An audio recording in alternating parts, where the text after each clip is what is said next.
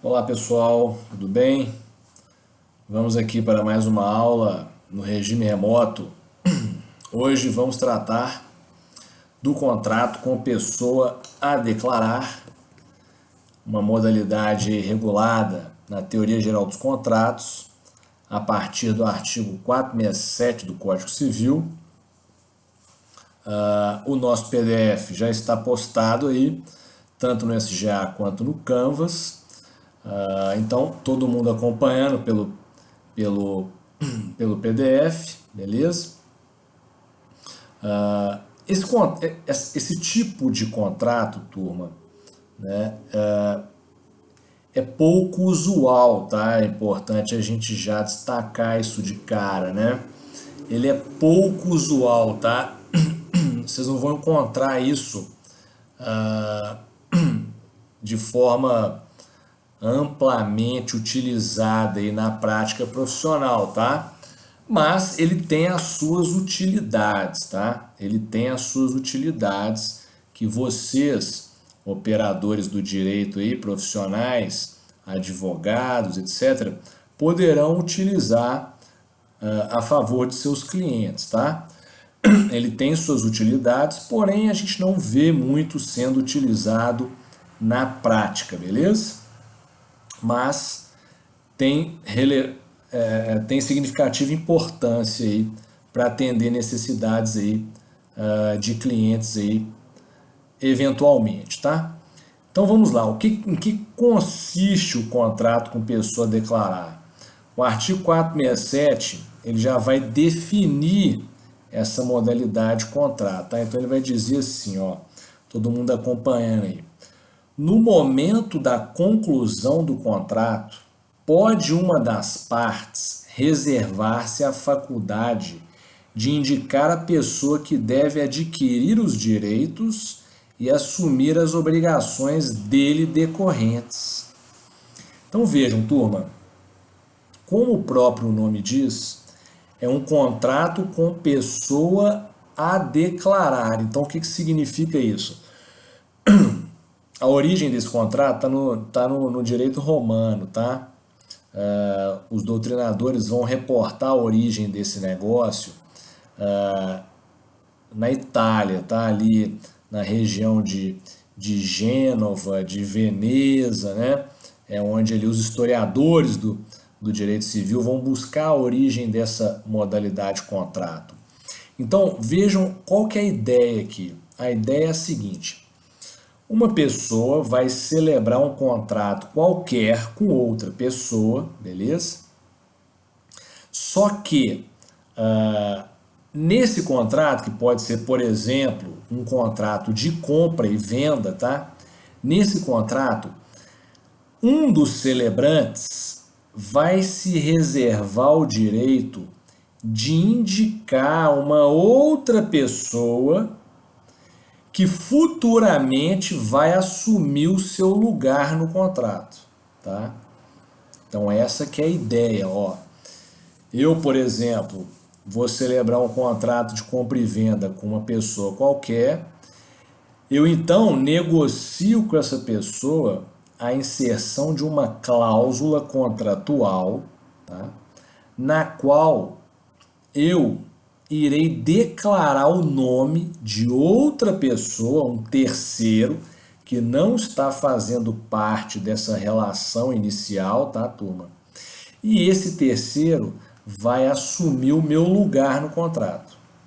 Eu vou declarar essa pessoa, vou nomear essa pessoa, vou comunicá-la da celebração desse negócio jurídico e ela então vai assumir o meu lugar no contrato e eu vou sair fora da relação, beleza?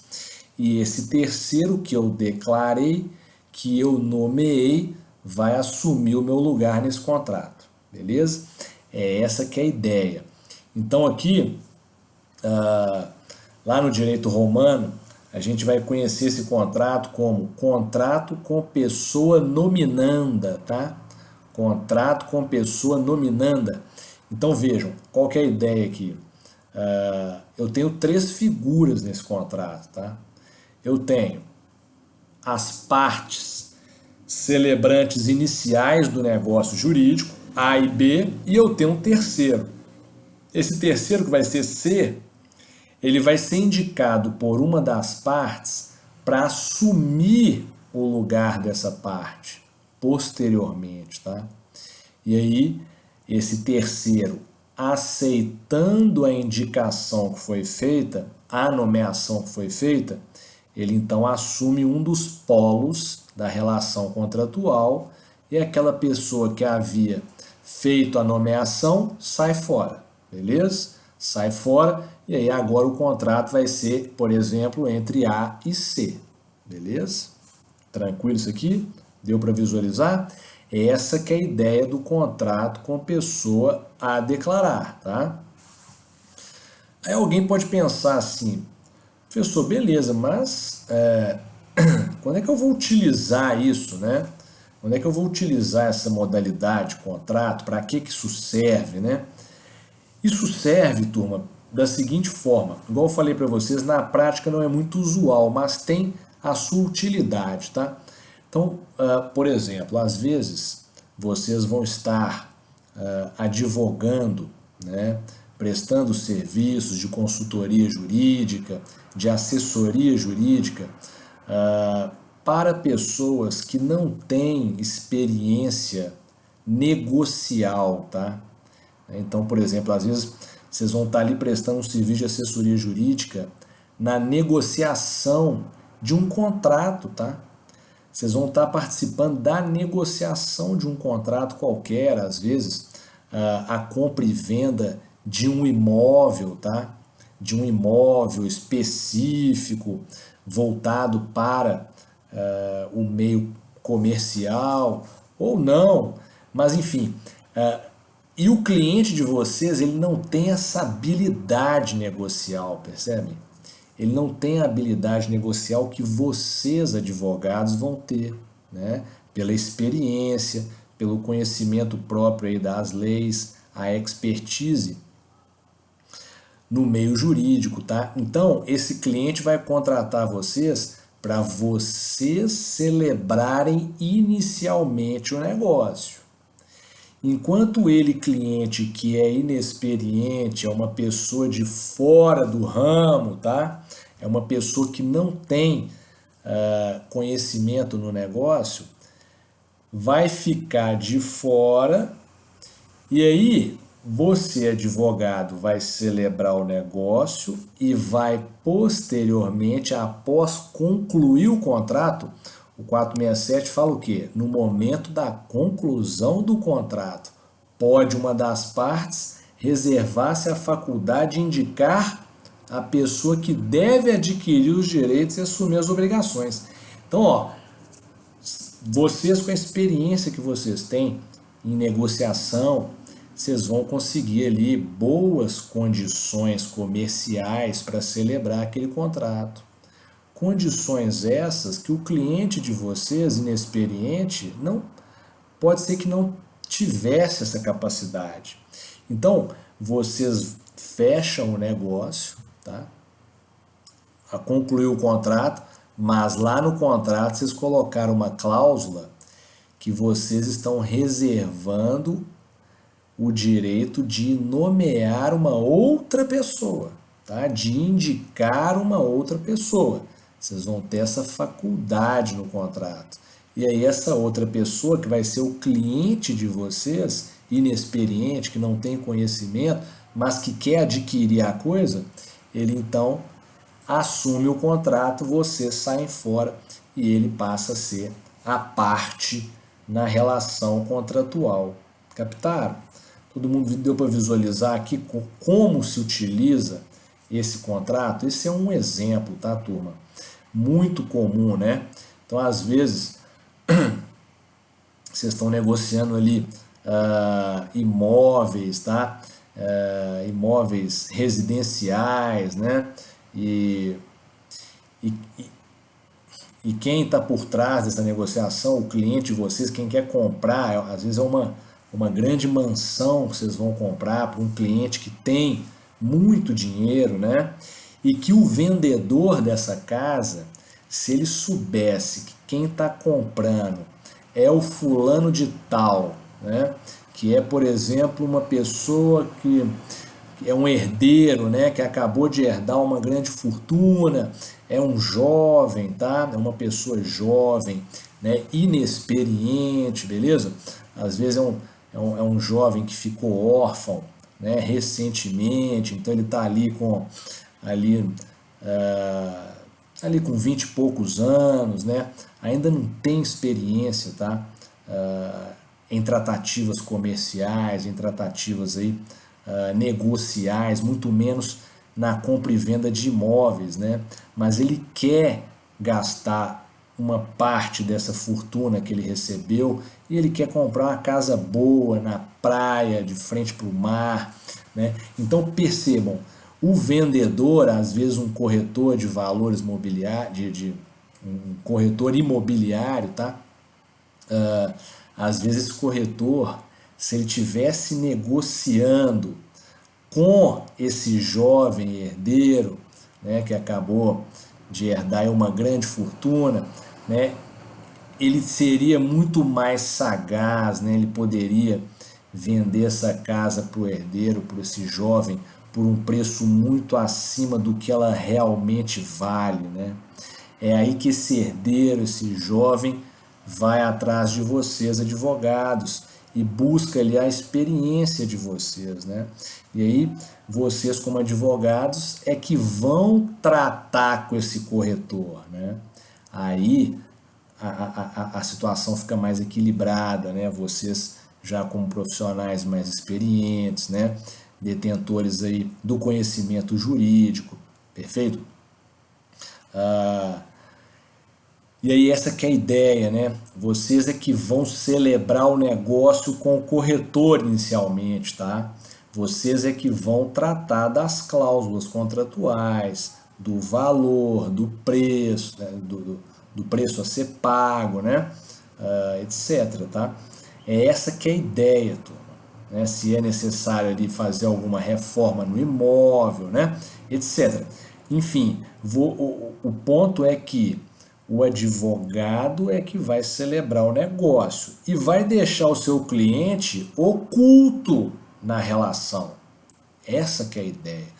O cliente é o jovem herdeiro lá, inexperiente, ele está oculto, né? Ele já mostrou interesse em comprar a casa e já falou com vocês. Fecha o negócio. E aí vocês estão ali nas tratativas, tá? Então, o advogado, vocês vão colocar essa cláusula do 467 do Código Civil. Vocês vão utilizar a modalidade contrato com pessoa a declarar e vão informar isso para o vendedor da casa. Tá? Vocês vão informar isso para o vendedor. Ó, seu vendedor, eu estou negociando aqui para outra pessoa, eu quero colocar uma cláusula aí que eu me reservo a faculdade de indicar uma terceira pessoa para assumir o meu lugar nessa relação, né? O corretor, ele pode ou não aceitar isso, tá? Ele pode ou não aceitar isso, beleza? O vendedor da casa. Ele aceitando, maravilha, beleza? Mas na frente, vocês vão indicar o jovem herdeiro, depois que o contrato já tiver sido celebrado, tá? Já tiver sido definido qual o preço a ser pago, quais as condições de pagamento, se vai ser parcelado, se vai ser à vista, né? Enfim, vocês já vão ter fechado toda a tratativa negocial e aí vocês vão indicar o terceiro, que é o jovem herdeiro, ele vem e assume o lugar de vocês no contrato de comprador, você sai, entra o terceiro que foi nomeado, tá? Daí a ideia de se chamar esse contrato de contrato com pessoa a declarar ou, como no direito romano, contrato com pessoa nominanda, tá? Esse é o exemplo, tá, turma? É para isso que vocês vão usar esse contrato, tá? Vocês vão usar esse contrato quando vocês estiverem querendo ocultar o cliente de vocês, beleza? Porque o cliente não tem experiência, porque o cliente não quer né, participar daquela tratativa negocial inicial, beleza? Essa que é a ideia, beleza? Ele só vai aparecer depois que o contrato já estiver fechado, beleza? É para isso que serve esse contrato. Um outro exemplo que a gente pode utilizar aqui, turma, de contrato com pessoa a declarar, que vocês podem utilizar também às vezes, vocês vão estar advogando aí para pessoas de alto poder aquisitivo, tá? E aí vamos supor que vocês têm um cliente que ele é um fã de arte, tá? Ele gosta muito de arte, né? Ele gosta de comprar obras de arte de alto valor, né? Então ele gosta de comprar quadros, né? Ele gosta de comprar quadros de grandes artistas, pintores, né? Pablo Picasso, Goya, né? Enfim, esses grandes pintores aí que a gente conhece, né? E aí ele gosta de adquirir essas obras, mas ele não quer aparecer nos leilões, porque essas grandes obras de arte, né, desses grandes mestres da pintura, né, e obras também de escultura, etc., elas são comercializadas muito em leilões, né, nos leilões de arte, né. Em Belo Horizonte aqui mesmo tem a Galeria Firenze, né, que faz esses leilões, tá? E leilões espalhados pelo mundo inteiro. Então vejam, às vezes esse cliente de vocês, que é um entusiasta aí do mundo da arte, né, ele não quer aparecer no leilão, né, ele não quer tornar pública a aquisição daquela obra, porque o leilão é o momento em que vão estar ali dando lances pela obra, né, diversas pessoas, né? Tá todo mundo vendo, todo mundo ali participando do leilão. Ele não quer aparecer, né? Ele não quer ser visto, né, como negociando essas obras de arte no leilão. Então ele vai mandar quem? Ele vai mandar o advogado. E o advogado vai dar os lances, né, fechar a aquisição da obra e posteriormente ele vai declarar a pessoa que vai assumir os direitos e obrigações decorrentes desse contrato de compra e venda da obra de arte, tá? Então vejam, vocês advogados vão estar ocultando o cliente de vocês que naquele momento do leilão, onde ele vai estar ali dando os lances, né, ele não quer aparecer, ele não quer participar disso, tá? É essa que é a ideia, né? E aí o advogado vai fazer esse papel, vai fechar o negócio, vai dar os lances, vai, né, dar o lance de maior valor, vai ganhar a aquisição da obra, vai fechar o negócio, mas ele vai informar que ele vai nomear uma pessoa, um terceiro, para assumir o seu lugar nesse contrato de compra e venda da obra de arte. Beleza, turma? Esse é um outro exemplo para vocês visualizarem aí, né, a utilização do contrato com pessoa a declarar do artigo 467 do Código Civil, tá? E seguintes. Então, turma, eu coloquei para vocês aqui uma doutrina do Jones Figueiredo explicando o 467, e aí nós passamos aqui algumas regrinhas específicas desse tipo de contrato. Então, nós temos no artigo 468 a regrinha do prazo para comunicação à outra parte. Então vejam lá no artigo 468, ó, que ele vai falar assim, ó: essa indicação deve ser comunicada à outra parte no prazo de 5 dias da conclusão do contrato, se outro não tiver sido estipulado. Então vejam, turma, o que é isso? Existe prazo definido na legislação para se nomear a outra parte, para se indicar essa outra parte. E esse prazo é de 5 dias contado da conclusão do contrato. Então, naquele momento que vocês estão negociando com o vendedor da casa ali, ó, que vocês fecharam o contrato, concluíram o contrato, conclusão é a assinatura do contrato, tá? Dali, vocês têm 5 dias para indicar o cliente de vocês, tá? O terceiro, que vocês estão ocultando nessa relação, que vai assumir, então, adquirir os direitos e assumir as obrigações, tá? 5 dias. É claro que aqui a gente está, né, no campo do direito privado, então as partes podem negociar um prazo maior nesse contrato para nomear o terceiro, para indicar a outra parte, tá? Percebam que o 468 no finalzinho ele vai falar assim, ó, se outro não tiver sido estipulado, se outro prazo não tiver sido estipulado, tá, turma? Então essa que é a ideia, eu posso ter aqui um prazo diverso negociado nesse contrato, tá?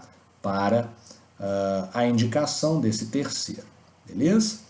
O parágrafo único vai definir a aceitação da pessoa nomeada não será eficaz se não se revestir da mesma forma que as partes usaram para o contrato. Então, o que é isso aqui? Aqui eu estou no campo da forma, né? Então, se o contrato celebrado entre as partes originárias, A e B, ele foi por escrito, então a aceitação da pessoa nomeada vai ter que ser por escrito, tá? Beleza? Ou seja, eu tenho que ter a mesma forma de conclusão do contrato entre as partes originárias e a mesma forma na aceitação, beleza? Se o contrato é por escrito, e o comum aqui na prática é que esse contrato seja por escrito, tá, turma? É óbvio, né? Ele vai ser por escrito e a aceitação, o terceiro, na hora que ele for dar a aceitação para assumir o lugar de uma das partes, ele vai ter que também fazer essa aceitação por escrito. Aí a gente entra lá naquelas regrinhas que a gente já estudou, já temos a aula gravada aí, sobre proposta, né? Obrigatoriedade da proposta, lá do artigo 428, no campo da formação dos contratos, tá? A pessoa declarada, né, a pessoa nominanda, ela vai aceitar, portanto, ela vai estar fazendo aqui, né, uma proposta de contrato, beleza? Aceitando ali, portanto, a sua nomeação para assumir as obrigações e adquirir os direitos desse contrato de compra e venda, tá? Então, se o contrato é por escrito, a aceitação tem que ser por escrito, beleza? Tranquilo? E o comum aqui é que o contrato seja por escrito, né? Não é muito crível a gente visualizar negócios desse porte, desse tipo, sendo feitos aí de forma verbal, tá? Vocês não vão ver isso. Destaquei aqui para vocês a doutrina do Jones Figueiredo, tá? Explicando esse contexto, né? Citando aqui o professor Miguel Reale, tá? E aí a gente chega aqui no 469. O 469 vai dizer o seguinte: a pessoa nomeada de conformidade com os artigos antecedentes adquire os direitos e assume as obrigações decorrentes do contrato, a partir do momento em que este foi celebrado. Então, o que significa isso, turma? Essa regrinha é a regrinha da aquisição dos direitos, né, e obrigações. Então, vejam, o que é isso aqui? Percebam que os contratantes originários, eles vão celebrar o contrato hoje, por exemplo, né? O terceiro, ele só vai surgir, ele pode vir a surgir na relação 5 dias depois, né? O que o 469 está especificando aqui é tão somente que esse terceiro, quando ele assume as obrigações e adquire os direitos, tomando o lugar do advogado, por exemplo, da parte originária ali, que o indicou, ele assume essas obrigações e adquire esses direitos desde o momento da conclusão do contrato, tá? Desde o momento da celebração, beleza? Não é do momento em que ele assume, não. não é da data em que ele toma o lugar da parte originária, né? Não é. Ou seja, ele já assume os direitos e obrigações desde o momento em que o contrato foi concluído, celebrado, tá? Ou seja, essa assunção de direitos e obrigações, ela vai retroagir ao momento da celebração do contrato, beleza? Tranquilo isso aqui? Muito simples, né? Às vezes, eu, advogado, assinei o contrato hoje, mas o meu cliente só foi ser nomeado 15 dias depois. Tá? No artigo anterior, nós vimos que as partes podem celebrar um prazo diferente dos 5 dias. Né? Então, ele só assumiu 15 dias depois. É nesse caso, tá? Quando ele assumiu o contrato, 15 dias depois, os efeitos desse contrato em termos de aquisição de direitos e obrigações retroage à data da celebração, que foi hoje feita por mim, advogado, tá? É só para a gente visualizar que ele entra no contrato já assumindo todos os direitos e obrigações como se tivesse feito parte do contrato desde o seu início, tá? Desde o seu início. É só essa linha temporal aí que a gente tem que ter atenção. É a regrinha do 469 do Código Civil, beleza? Coloquei aqui mais uma doutrina. É interessante aqui destacar que essa cláusula que vai ser inserida no contrato, né, turma? Atribuindo a faculdade a uma das partes de nomear o terceiro, né, ela é chamada em latim de cláusula pro amico elegendo, tá? É assim que ela vem lá do direito romano pra gente, né? Cláusula pro amico elegendo. O Jones Figueiredo vai citar essa cláusula aí, ó. Quem não tiver pegando ela aqui comigo falando, pega ela no PDF aí, ó. Cláusula pro amico elegendo, tá? Ou seja, eu vou eleger um amigo, né, que vai assumir esse contrato futuramente, beleza? É essa que é a ideia aí. Essa expressão vem do direito romano aí até os nossos dias atuais, tá? Beleza? Então, turma, partimos aqui, depois todo mundo lê o material, tá? Então, é importante vocês lerem esses trechos de doutrina para vocês fixarem aí o conhecimento, tá? Aí a gente chega aqui no artigo 470, né? O artigo 470, ele vai definir aí regrinhas de eficácia do contrato perante os contratantes originários, tá? Então, o que ele vai dizer que é muito simples isso. Ele vai trabalhar hipóteses, situações em que o contrato, mesmo tendo sido a pessoa nomeada, indicada, né, o contrato vai ficar valendo entre os originários, entre as partes originárias, tá? Quando que isso vai ocorrer? Então, vamos à leitura do 470. Ó, o 470 vai dizer: o contrato será eficaz somente entre os contratantes originários, ou seja, excluindo o terceiro, a pessoa nominanda, excluindo ela. Inciso 1º, se não houver indicação de pessoa ou se o nomeado se recusar a aceitá-la. Vejam, turma, isso é um problema, tá? E tem que tomar muito cuidado com isso, porque vocês estão advogando para um terceiro que quer ficar oculto inicialmente nessas tratativas negociais. Só que, se acontecer, né, de vocês nomearem o terceiro e o terceiro desistir do negócio, o contrato vai ser eficaz entre as partes originárias. Então você está ali como advogado, né? Combinou com seu cliente, ele pediu para você fechar o negócio, colocar a cláusula pro amico elegendo no contrato, que ele vai aparecer depois. Dá uma doida nele lá, ele não quer assumir o contrato, ele desiste do negócio, o contrato vai ser válido entre você e o vendedor, tá? Você, advogado, e o vendedor. o contrato se torna eficaz entre as partes originárias, tá? Então, muito cuidado com isso. É lógico que depois vocês vão desistir desse contrato, vão quebrar o contrato, mas aí o vendedor pode, né, querer pedir responsabilidade civil contratual. É óbvio que isso tudo vai se resolver judicialmente, né? Mas vocês vão ter uma dor de cabeça enorme, né? Vocês vão ter uma dor de cabeça enorme.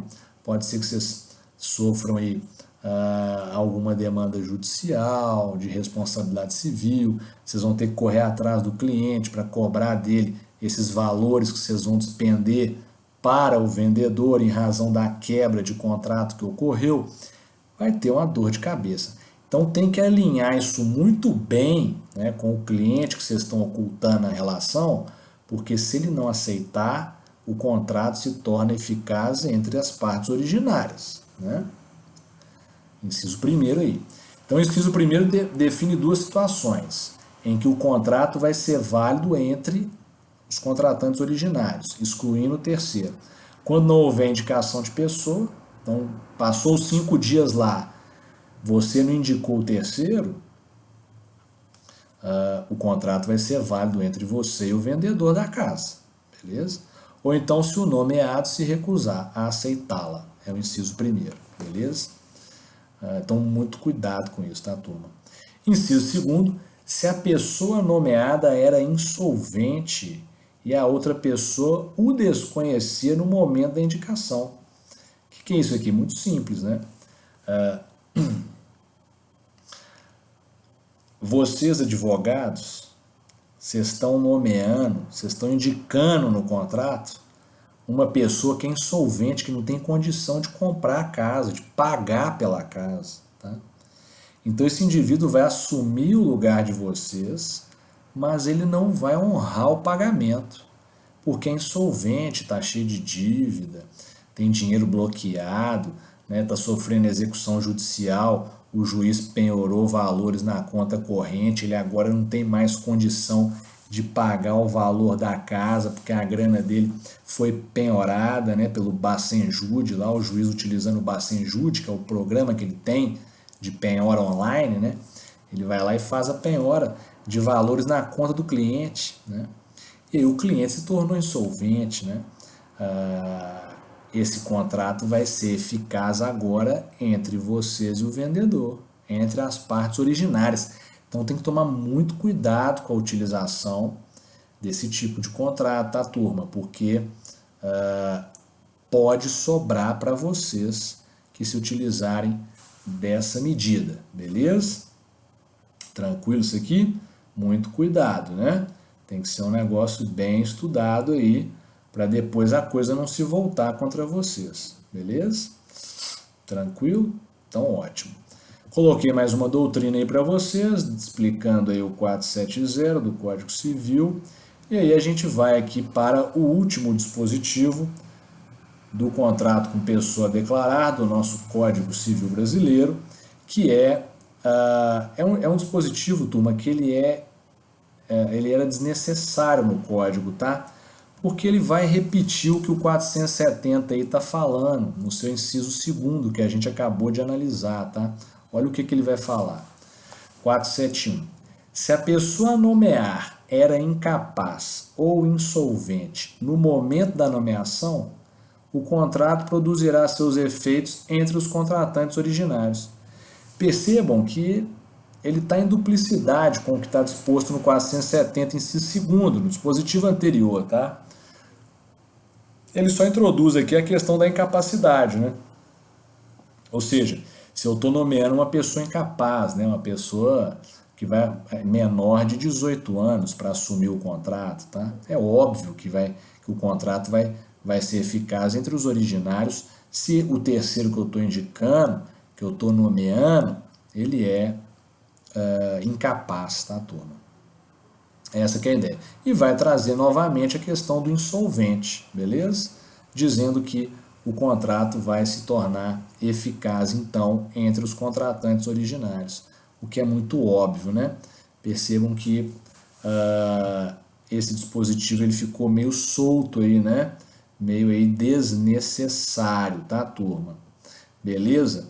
Coloquei aqui para vocês mais uma doutrinazinha para explicar esse dispositivo e é isso, tá? Esse é o contrato com pessoa a declarar, pessoal. É nesse tipo de situação que vocês vão utilizar esse contrato, tá? Muita atenção para ele. Na prática, não é muito comum de se encontrar esse tipo de contrato, tá? Mas ele tem a sua utilidade. Vocês aí, né, futuramente orientando o cliente de vocês, vocês podem se utilizar desse instrumento, tá? Da cláusula pro amico elegendo, né? Quando vocês quiserem proteger um terceiro ali naquela tratativa negocial, uma pessoa que não tem experiência, né? Na celebração de contratos, né?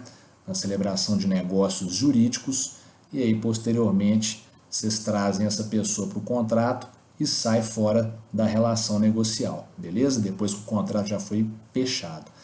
É nesse tipo de contexto que vocês vão utilizar do contrato com pessoa a declarar, tá? Beleza? Eu vou ficando por aqui. Até a próxima aula. Quem tiver alguma dúvida, favor me enviar pelo SGA. Beleza? Um abraço, pessoal. Até mais. Tchau, tchau.